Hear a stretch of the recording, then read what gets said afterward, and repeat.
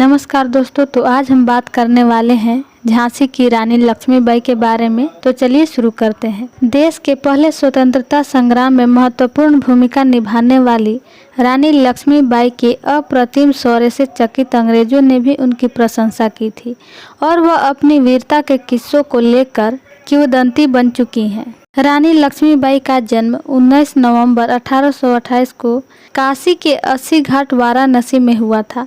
इनके पिता का नाम मोरोपंत तांबे और माता का नाम भागीरथी बाई था। इनका बचपन का नाम मणिकर्णिका रखा गया, परंतु प्यार से मणिकर्णिका को मनु पुकारा जाता था। मनु जब मात्र 4 साल की थी तब उनकी माता का निधन हो गया।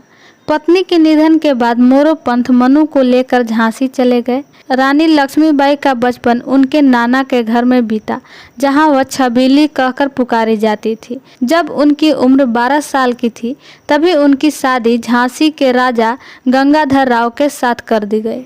उनकी शादी के बाद झांसी की आर्थिक स्थिति में अप्रत्याशित सुधार हुआ।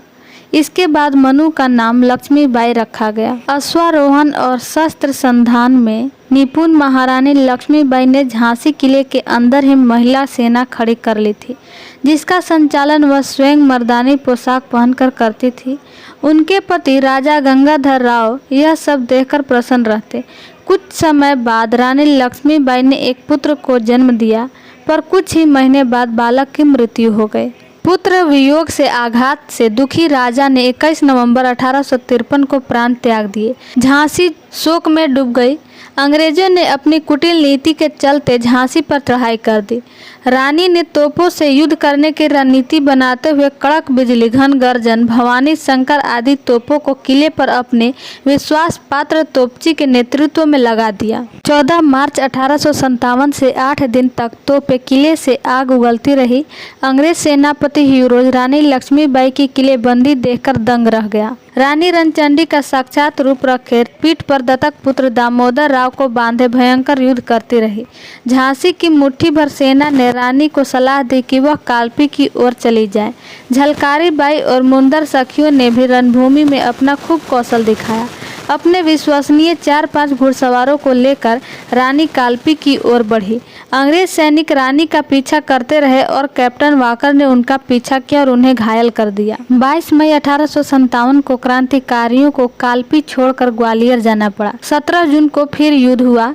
रानी के भयंकर प्रहारों से अंग्रेजों को पीछे हटना पड़ा। महारानी की विजय हुई, लेकिन 18 जून को हीरोज स्वयं युद्ध भूमि में आ डटा। रानी लक्ष्मीबाई ने दामोदर राव को रामचंद्र देशमुख को सौंप दिया। सुनरेखा नाले को रानी का घोड़ा पार नहीं कर सका। वहीं एक सैनिक ने पीछे से रानी पर तलवार से ऐसा जोरदार प्रहार किया कि उनके सिर का दाहिना भाग कट गया और आंख बाहर निकल आई। घायल होते हुए भी उन्होंने उस अंग्रेज सैनिक का काम तमाम कर दिया और फिर अपने प्राण त्याग दिए। 18 जून 1857 को बाबा गंगादास की कुटिया में, जहाँ इस वीर महारानी ने प्राणांत किया, वही चीता बनाकर उनका अंतिम संस्कार किया गया। रानी लक्ष्मीबाई ने कम उम्र में ही साबित कर दिया कि वह न सिर्फ बेहतरीन सेनापति हैं, बल्कि कुशल प्रशासक भी हैं। वह महिलाओं को अधिकार संपन्न बनाने के भी पक्षधर थी। उन्होंने अपनी सेना में महिलाओं की भी भर्ती की थी। आज की कहानी यहीं पर खत्म होती है।